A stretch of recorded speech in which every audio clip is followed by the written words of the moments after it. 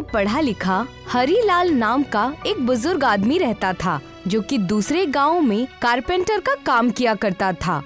एक दिन उसकी बीवी बिमला उससे बोली, आप इतनी दूर पैदल चलकर काम करने जाते हैं, आपके पाँव थक जाते होंगे। अब क्या करूं विमला, अगर हमारे कोई बच्चे होते तो हम आज यहाँ बैठकर खाना खा रहे होते। फिक्र मत कीजिए, एक दिन सब सही हो जाएगा। अब क्या खाक ठीक होगा, मेहनत करते करते जिंदगी के ऐसे ही 70 साल गुजर गए।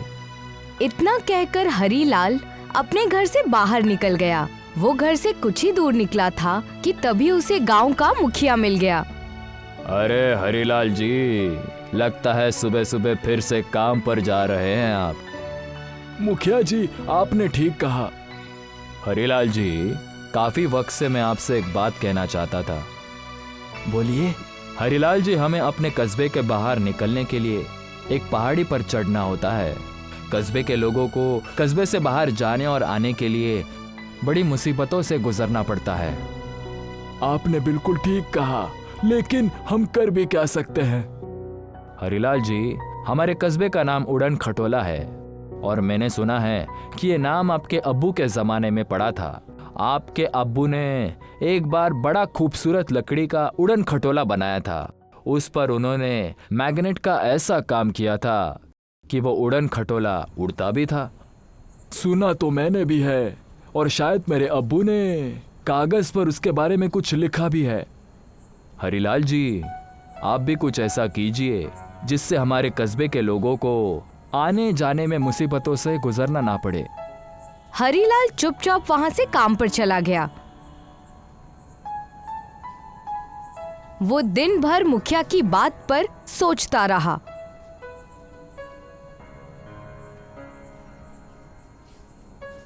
अजी, क्या बात है, आज आप बहुत ही गहरी सोच में डूबे हुए हैं। हरीलाल मुखिया और अपने बीच में हुई बातचीत बताते हुए अपनी बीवी से बोला, अब तुम ही बताओ, क्या मैं अब्बू की तरह ऐसा उड़न खटोला बना सकता हूँ? हाँ हाँ, क्यों नहीं बना सकते। पापा के गुण बेटे में ही तो आते हैं और मुझे आपकी काबिलियत पर हमेशा से यकीन रहा है। कल से आप काम पर मत जाइए, इसी काम में लग जाइए। अपनी बीवी के कहने पर हरीलाल को थोड़ी सी हिम्मत मिल गई। अगले दिन हरीलाल जी जान से लकड़ी का उड़न खटोला बनाने में जुट गए। उसके हाथ में पापा जी की बहुत पुरानी कॉपी भी थी। हरीलाल कॉपी में देखकर सब कुछ बनाते जा रहा था। विमला, उड़न खटोला तो बनकर तैयार हो चुका है और मैंने अब्बू के लिखे हुए मुताबिक इसमें मैग्नेट का इस्तेमाल किया है। लेकिन ये उड़ेगा कैसे? अब्बू की कॉपी में लिखा है कि जब भी कोई आदमी इसमें बैठेगा तो इस मैग्नेट से एक एनर्जी निकलेगी। जब वो एनर्जी पृथ्वी से टकराएगी तब ये उड़न खटोला उड़ने लगेगा। अगर ऐसी बात है तो फिर हम दोनों ही बैठकर देखते हैं। हरीलाल और बिमला उड़न खटोला में बैठ गए। अगले ही पल उड़न खटोला हवा की रफ्तार से उड़ने लगा। हरीलाल उड़न खटोले पर बैठकर सीधा मुखिया के पास पहुंच गया। अरे वाह हरीलाल जी, आपने तो वाकई कमाल कर दिया। आपने तो हकीकत में उड़न खटोला बनाकर तैयार कर दिया। मुखिया जी, ये सब कुछ इतना आसान नहीं था। इस उड़न खटोले में जो मैग्नेट का इस्तेमाल हुआ है वो कोई आम मैग्नेट नहीं है। मैं आपकी बात का मतलब नहीं समझा। मेरे अब्बू के किताब में लिखा था कि हमारे पहाड़ी के नीचे एक काले रंग का पत्थर चिपका हुआ है। उस पत्थर के अंदर इस तरह का मैग्नेट पाया जाता है। मुखिया जी, मैं रात भर उस पत्थर को तोड़ने में मेहनत करता रहा, तब जाकर कुछ मैग्नेट निकली हुई थी। जो भी हो हरीलाल जी, अब हमारे कस्बे के लोगों को कस्बे से जाने और आने के लिए मुसीबतों से गुजरना नहीं पड़ेगा। उस दिन के बाद से अगर गांव में किसी को भी बाहर जाना होता तो वो उड़न खटोले पर बैठकर पहाड़ी से आसानी से उड़कर चला जाता। एक दिन मुखिया हरीलाल से बोला, हरीलाल जी, एक उड़न खटोला बहुत ही कम है। मुझे लगता है कि आपको और भी ज्यादा उड़न खटोले बनाने चाहिए। मुखिया जी, मैं एक बुजुर्ग आदमी हूँ। अगर पूरे वक्त मैं उड़न खटोला बनाने में ही लग जाऊंगा तो फिर मेरे पास पैसों की कमी हो जाएगी। फिक्र मत करो, मैंने उसके बारे में कुछ सोच रखा है। आज से कस्बे में जो भी उड़न खटोले में बैठकर कस्बे के सीमा से बाहर जाएगा, उसको उसके पैसे देने पड़ेंगे। मुखिया की बात सुनकर हरीलाल खुश हो गया। उस दिन के बाद कोई भी उड़न खटोले पर बैठता तो उसे हरीलाल को पैसे देने पड़ते। हरीलाल ने कुछ ही महीनों में काफी सारे उड़न खटोले तैयार कर दिए थे। अजी, हमारे तो दिन देखते ही देखते बदल गए। पहले हम झोपड़ी में रहा करते थे, पर अब हमारा कितना अच्छा घर हो गया है। हाँ विमला, काश इस वक्त हमारे कोई बच्चे होते तो वो तो और भी ज्यादा अच्छा होता। ऐसी बात क्यों करते हैं? हमारे गांव में जितने भी बच्चे हैं सब हमारी ही औलाद हैं। एक दिन हरीलाल पहाड़ी के नीचे चुंबक निकालने के लिए गया कि तभी उसे वहां गांव का दबंग आदमी बल्ली मिल गया। तुमने उस पहाड़ से जितने भी मैग्नेट निकालने थे निकाल लिए। आज से तुम इससे मैग्नेट नहीं निकाल पाओगे। क्या कहना चाहते हो तुम?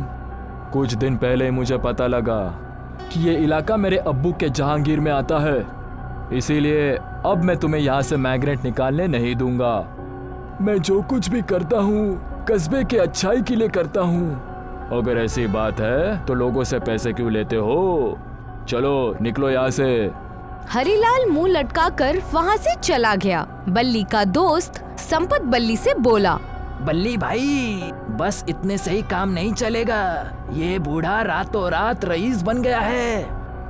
मैंने सुना है कि उसके अब्बू ने उड़न खटोले का फॉर्मूला एक कॉपी में लिख कर रखा है। तुम उस कॉपी को रात में चुरा लेना और मैं रात में सारे उड़न खटोले को तोड़ दूंगा।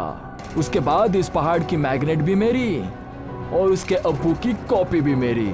बाकी आपके दिमाग का तो जवाब नहीं। बल्ली ने अपने दोस्त संपत की मदद से रात में सारे उड़न खटोले को तोड़ दिया और रात में ही हरीलाल के घर में घुसकर उसकी कॉपी भी चोरी करवा ली। अगले दिन गांव में हाहाकार मच गया। मेरी समझ में नहीं आता कि आखिर कस्बे का दुश्मन है कौन। मुखिया जी, हम सभी जानते हैं कि कस्बे का दुश्मन बल्ली है। तभी बल्ली वहाँ पर अकड़ता हुआ आ पहुँचा। बल्ली, कल तुमने हरीलाल को पहाड़ के नीचे से पत्थर निकालने के लिए क्यों मना कर दिया? क्योंकि वो मेरे अब्बू की जहांगीर है। आज से उड़न खटोला बनाने के लिए मैं कस्बे में ही फैक्ट्री बनाऊंगा। लेकिन उसका फॉर्मूला तो हरीलाल के अब्बू के कॉपी में लिखा हुआ है और वो कॉपी भी चोरी हो गई है। इसका मतलब है तुमने उसके घर पे चोरी की है। आपके पास कोई सबूत है? बल्ली की बात सुनकर मुखिया खामोश हो गया। बल्ली उस दिन से हरीलाल के पापा की कॉपी देखकर उड़न खटोले तैयार करने लगा, मगर उसका उड़न खटोला बनाना बेकार साबित हुआ। रहने दीजिए बल्ली भाई, ये हम दोनों की बस की बात नहीं। ठीक कह रहे हो तुम। गांव में फिर से लोगों को बहुत परेशानी होने लगी। ये सब हरीलाल से देखा नहीं जा रहा था। वो गांव की ऊंची पहाड़ी पर मायूस बैठा हुआ था कि तभी एक खूबसूरत औरत हरीलाल के पास आकर बोली, कौन हो तुम और मायूस क्यों बैठे हो?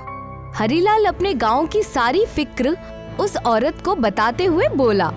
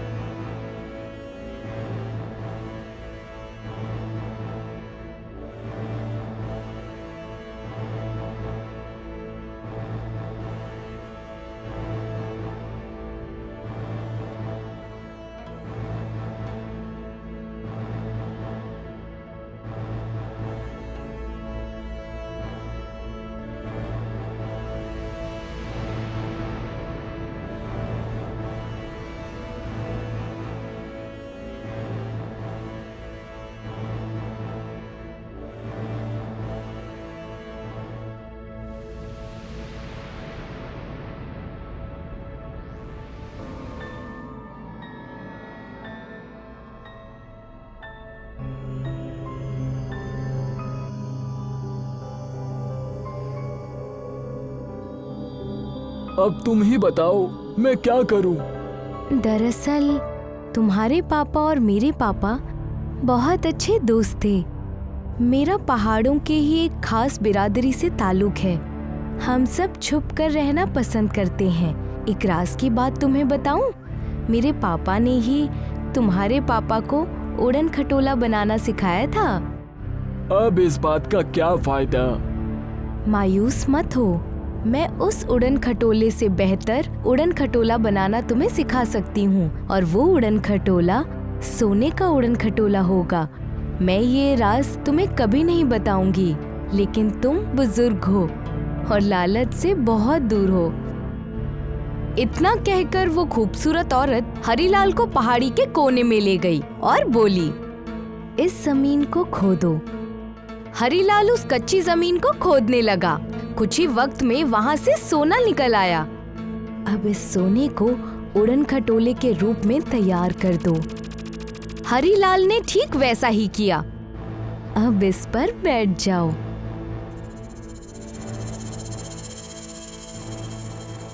हरीलाल उस पर बैठ गया। कुछ ही देर में वो उड़न खटोला बहुत तेजी से उड़ने लगा। ये तो बहुत तेजी से उड़ रहा है।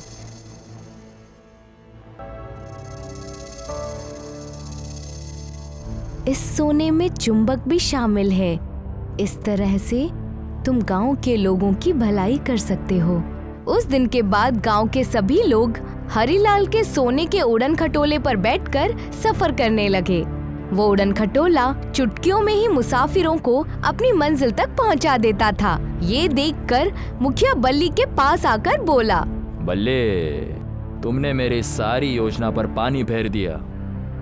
तुमने ही हरीलाल को उड़न खटोला बनाने की सलाह दी थी।